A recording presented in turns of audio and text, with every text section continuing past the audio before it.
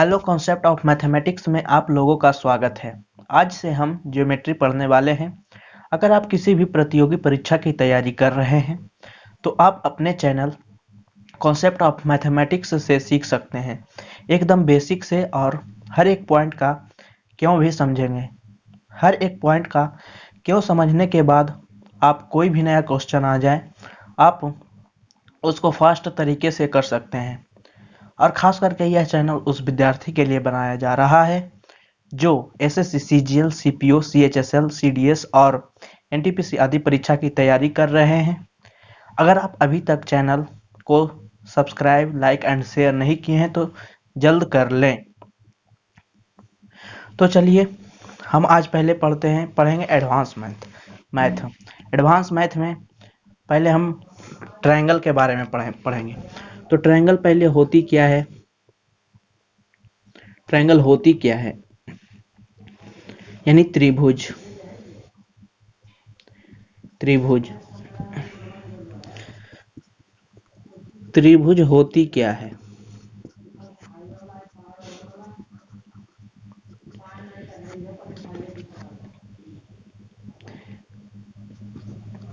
तीन भुजाओं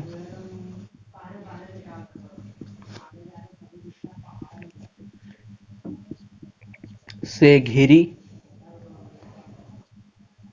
बंद आकृति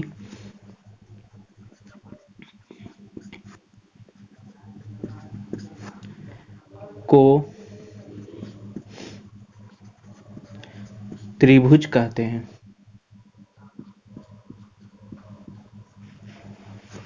ये एक त्रिभुज है। A B C.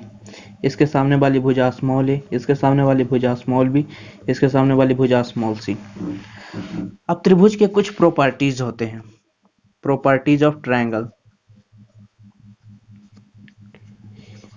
Properties of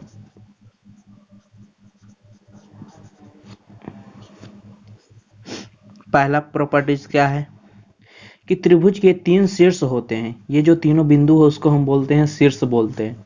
शीर्ष। तीन शीर्ष कौन कौन होते हैं? A, B and C. दूसरा, त्रिभुज के तीन भुजा A B, B C, A C, A B C and A C. तीसरा प्रॉपर्टीज है त्रिभुज के तीन कोण होते हैं। त्रिभुज के तीन कोण होते हैं। तीन कोण, कोण ए, कोण बी एंड कोण सी होते हैं।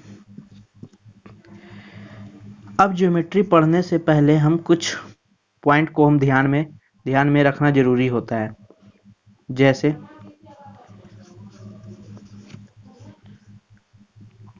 ज्योमेट्री में यदि किसी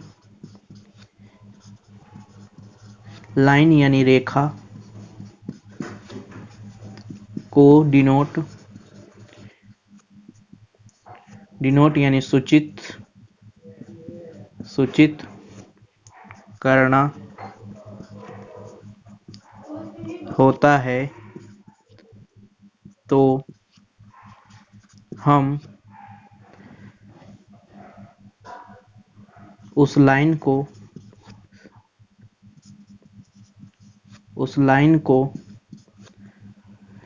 स्मॉल लेटर से डिनोट करते हैं।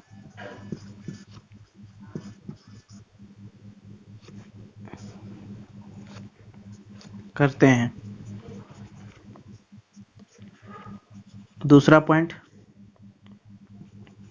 ज्योमेट्री में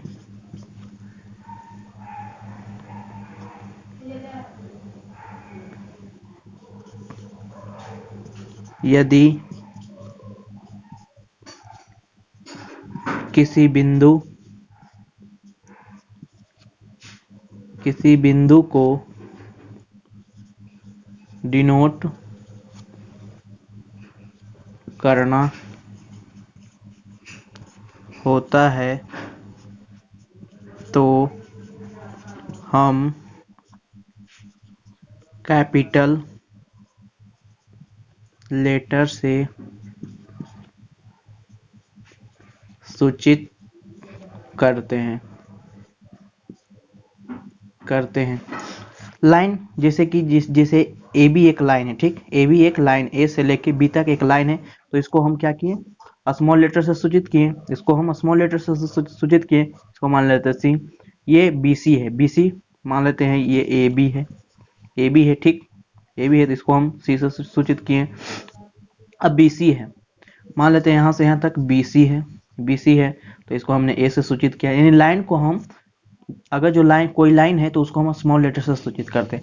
अब जैसे बिंदु है, जैसे ये ए से बी एक तक एक बिंदु है, ठीक, ए से बी तक एक बिंदु है, मान लेते हैं ये एक बिंदु है, तो इसको हमने ए मान लिया और इसको हमने बी मान लिया। इसका कहने का मतलब, इतना जो हम लिखें, इसका कहने का मतलब यही हुआ, ठीक। अब इसका अब आगे बात करते हैं थ्योरम के बारे में। इसका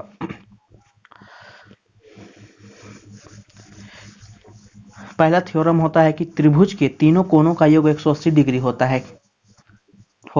ये तो सब जानता है, और ये एसएससी में कभी नहीं पूछेगा क्या कि सिद्ध कीजिए कि त्रिभुज के तीनों कोणों का योग 180 डिग्री होता है, कैसे। हम लोग इसलिए इसके बारे में जानेंगे क्योंकि पता होना चाहिए ज्योमेट्री में, ज्योमेट्री के क्वेश्चन करने के लिए ये सब पता होना जरूरी होता है।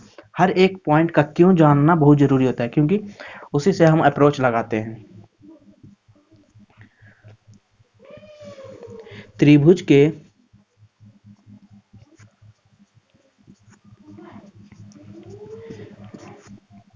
तीनों कोणों योग 180 डिग्री होता है, कैसे। ज्योमेट्री अगर जो सीखना है बेसिक से एकदम और फुल यानी बेसिक टू एडवांस लेवल तक सीखना है, तो हर एक पॉइंट, जो भी पॉइंट है उसमें क्यों लगा दो, अपने आप सब ज्योमेट्री में इंटरेस्ट बढ़ेगा, तो कोई भी पॉइंट आ जाए खुद सॉल्व हो जाएगा। तो हमने क्या कहा कि मान लेते हैं एक त्रिभुज है, ठीक, ए बी सी, इसको मान लेते हैं ये कोण x, ये कोण y, ये कोण z। तो इस लाइन के कहने का मतलब क्या है कि कोण x प्लस कोण y प्लस कोण z बराबर 180 डिग्री होगा, कैसे होगा, इसको सिद्ध करना है। तो इसको सिद्ध करने से पहले एक पॉइंट यहाँ ध्यान में रखना, जब दो लाइन जब दो सरल रेखा को एक तिर्यक छेदी रेखा यानी कि उसको प्रतिच्छेद करे, तो ये अल्टरनेट एंगल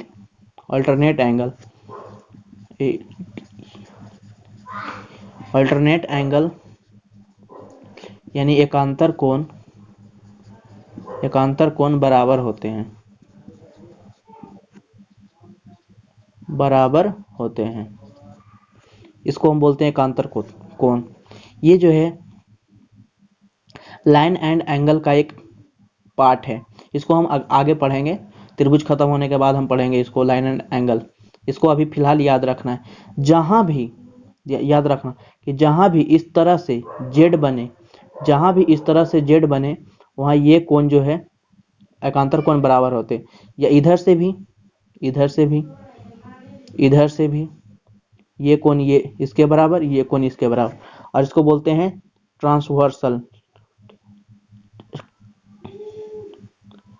ट्रांसवर्सल लाइन, इसको बोलते हैं ट्रांसवर्सल लाइन बोलते हैं इसको, यानी तिर्यकछेदी रेखा। तो हम इसको क्या करते हैं, BC के समानांतर A से होते हुए एक लाइन DE खींचते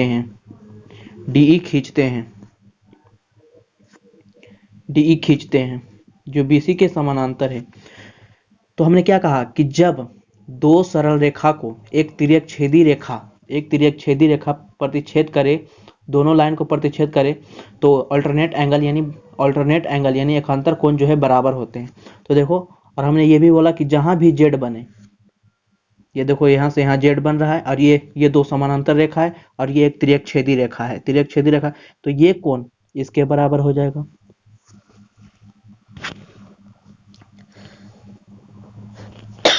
सॉरी, ये एक समानांतर रेखा है, ये दोनों, और यहाँ से एक तिर्यक छेदी रेखा ये है, तो यहाँ भी जेड बन रहा है, देखो यहाँ भी जेड बन रहा है, तो ये कोण इसके बराबर हो जाएगा, कोण जेड के बराबर हो जाएगा। और ये भी आगे हम पढ़ेंगे कि सरल रेखा पर चाहे आप जितना भी कोण बना दो, सरल रेखा पर जितना भी कोण बन जाए, सभी कोणों के योग जो है हमेशा 180 डिग्री के बराबर होता है। तो क्या हम कह सकते हैं BC समानांतर DE हो जाएगा। तो हम कह सकते हैं कि क्या कोण X प्लस कोण Y प्लस कोण Z बराबर 180 डिग्री होगा। यही तो सिद्ध करना था, तो प्रूव कर दो, प्रूव्ड। अब एक तीसरा है, दूसरा पॉइंट, हम बाह्य कोण अंतः अभिमुख कोण के योग के बराबर होते हैं। सब में क्यों लगा दो, ये थ्योरम है, क्यों लगा दो कि कैसे हुआ, क्यों सीखना बहुत जरूरी होता है। क्यों? जैसे ये एक त्रिभुज है, ठीक, और ये इसका मान लेते हैं बाह्य कोण अल्फा मान लेते हैं, ABC, ये x, ये y। तो हमको सिद्ध करना है कि अल्फा बराबर कोण x प्लस कोण y होना है, सिद्ध करेंगे। तो हम पहले चलते हैं, सिद्ध करना है तो हम पहले चलेंगे त्रिभुज ABC में। क्या हम कोण C को निकाल सकते हैं? यहाँ से कोण C को निकाल सकते हैं। त्रिभुज ABC में चलते हैं, ABC में तो कोण A प्लस कोण B प्लस कोण C बराबर 180 डिग्री होता है। अभी हमने पढ़ा कि त्रिभुज के तीनों कोणों का योग 180 डिग्री होता है। तो कोण X प्लस Y प्लस कोण C बराबर 180 डिग्री, तो कोण C बराबर 180 degree minus x plus y, कोण C बराबर 180 degree minus x plus y हो गया। तो यहाँ से कह सकते हैं कि कोण C का मान आ गया 180 degree minus x plus y. और हमने अभी पढ़ा क्या कि सरल रेखा पर चाहे जितना भी कोण बन जाए, सभी कोणों का योग 180 डिग्री होगा। तो कोण C प्लस कोण अल्फा बराबर 180 डिग्री होगा, 180 डिग्री होगा। तो कोण C का मान है 180 degree minus x plus y plus कोण अल्फा बराबर 180 डिग्री। तो कोण अल्फा बराबर 180 degree minus plus x plus y हो जाएगा। तो 180 से 180 कैंसल, यानी अल्फा बराबर x प्लस वाई होगा, यानी बाह्य कोण अंतः अभिमुख कोण के योग के बराबर होता है। अब इस पर एक क्वेश्चन करते हैं, देखो किस प्रकार से क्वेश्चन आता है।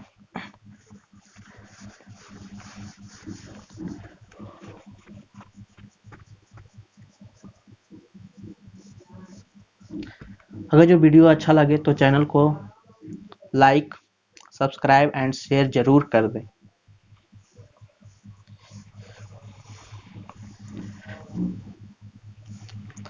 अब एक क्वेश्चन करते हैं इस पर।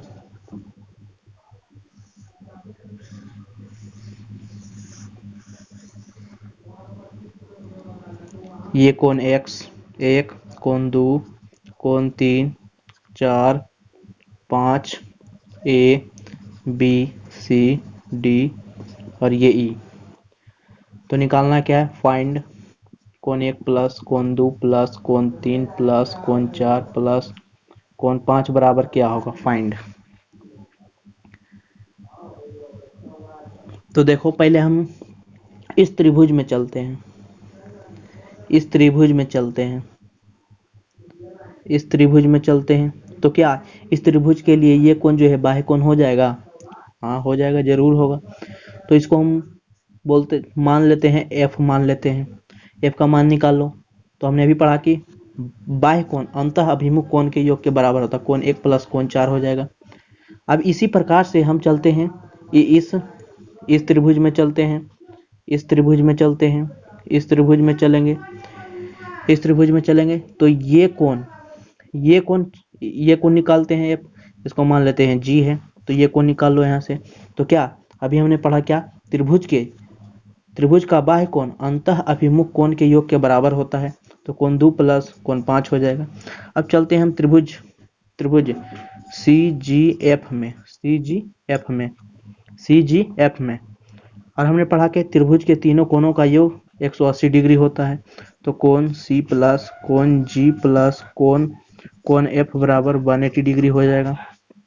तो कोण C का मान है 3 प्लस कोण G का मान है कोण 2 प्लस कोण 5 प्लस F का मान है कोण 1 प्लस कोण 4 है, बराबर 180 डिग्री। अब इसको सरिया के लिख देते हैं, कोण 1 प्लस कोण 2 प्लस कोण 3 प्लस कोण 4 प्लस कोण 5 बराबर 180 डिग्री हो जाएगा। इसका आंसर आ जाएगा। अब एक थ्योरम और है, इसको देख लेते हैं।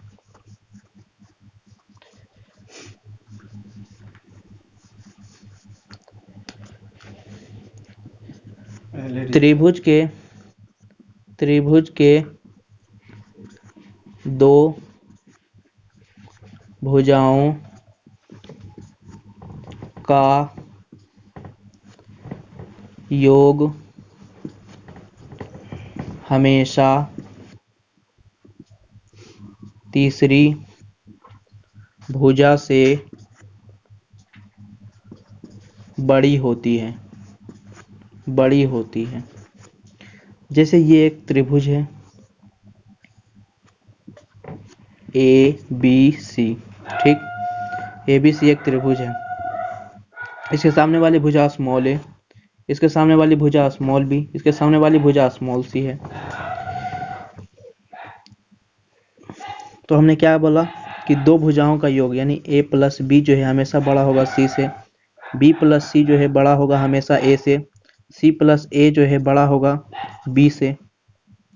जैसे कि क्वेश्चन में देगा कि ये ABC एक त्रिभुज है, ठीक, ABC 3 4 5, और इसमें ऑप्शन दे देगा क्या, इसका मतलब हुआ क्या,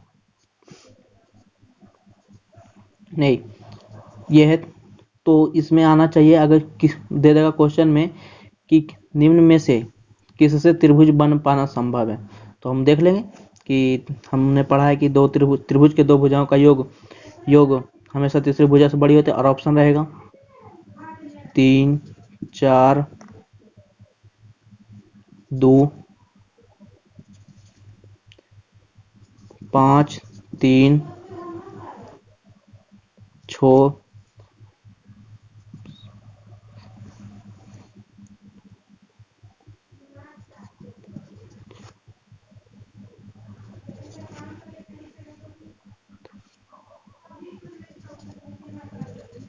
3 4 5।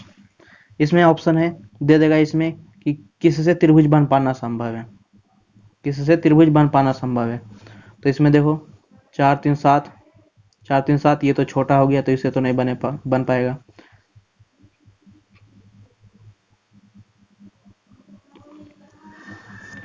5 3 8, ये छोटा हो गया, इससे भी नहीं बनेगा। 5 4 9, ये छोटा हो गया, इससे भी नहीं बनेगा। 4 3 7 इससे बड़ा, 5 4 9 इससे बड़ा, तो इससे त्रिभुज बन पाना संभव है।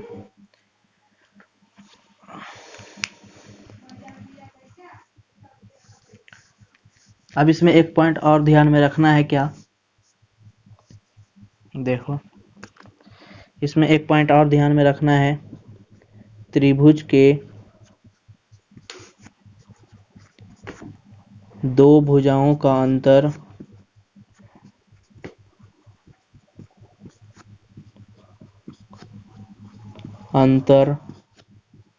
हमेशा तीसरी भुजा से छोटी होती है।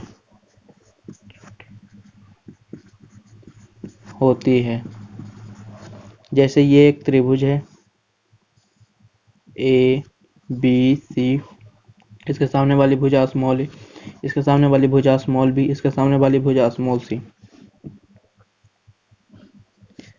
ए माइनस बी जो है हमेशा लेस देन होगा सी से, बी माइनस सी ऑलवेज लेस देन ए का, सी minus a always less than B का होगा। ये याद रखना है। तो आज हम लोग यहीं तक पढ़ते हैं। आज बेसिक था, इसके बेसिक और कुछ रह गए हैं जो हम बाद में पढ़ेंगे, अगला लेसन में पढ़ेंगे। Thank you.